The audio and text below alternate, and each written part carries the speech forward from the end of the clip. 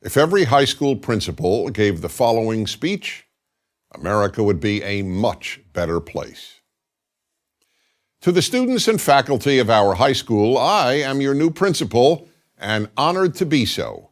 There is no greater calling than to teach young people. I would like to apprise you of some important changes coming to our school. First, this school will no longer honor race or ethnicity.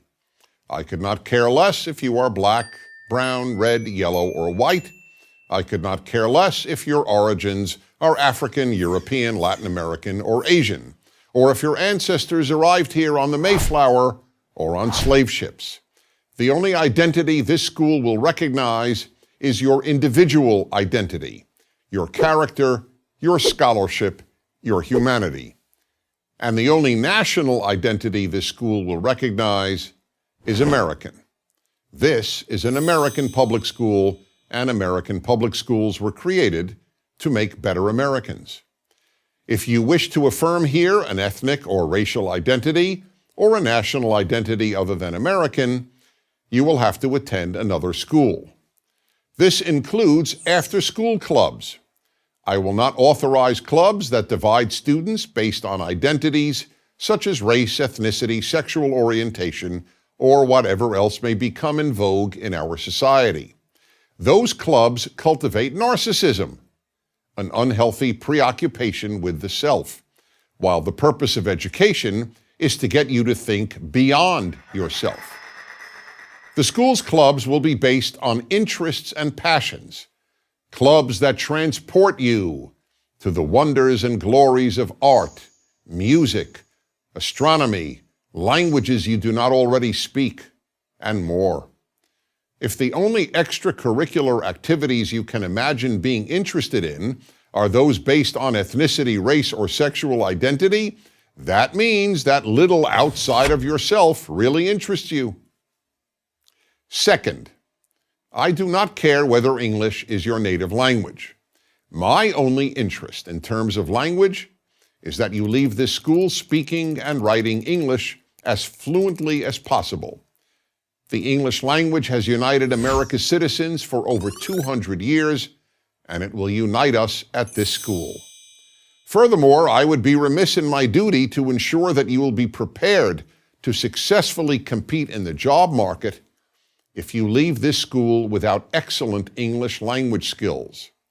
We will learn other languages here. It's deplorable that most Americans only speak English. But if you want classes taught in your native language rather than in English, this is not the right school for you.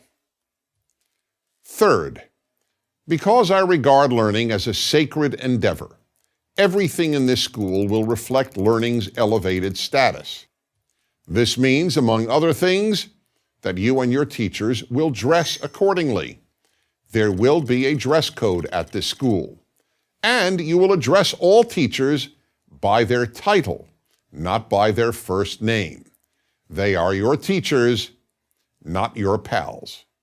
Fourth, no obscene language will be tolerated anywhere on this school's property. By obscene language, I mean the words banned on radio and television, plus epithets such as the B word, even when addressed by one girl to another, or the N word, even when used by one black student to another. It is my intent that by the time you leave this school, you will be among the few your age to distinguish between the elevated and the degraded, the holy and the obscene. Fifth, we will end all self-esteem programs. In this school, self-esteem will be attained in only one way, the only way self-esteem can be attained, by earning it. One immediate consequence is that graduating classes will have one valedictorian, not 8.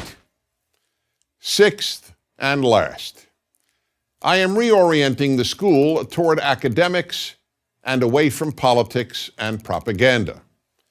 No more time will be devoted to racism, sexism, Islamophobia, homophobia, global warming, tobacco, or gender identity. No more classes will be devoted to condom wearing and teaching you to regard sexual relations as no more than a health issue. And there will be no more attempts to convince you that you are a victim because you are not white or male or heterosexual or Christian. This school will have failed if any of you graduate without considering him or herself inordinately lucky. Lucky to be alive and lucky to be an American. Now, please stand and join me in the Pledge of Allegiance to the flag of our country. As many of you do not know the words, your teachers will hand them out to you. I'm Dennis Prager.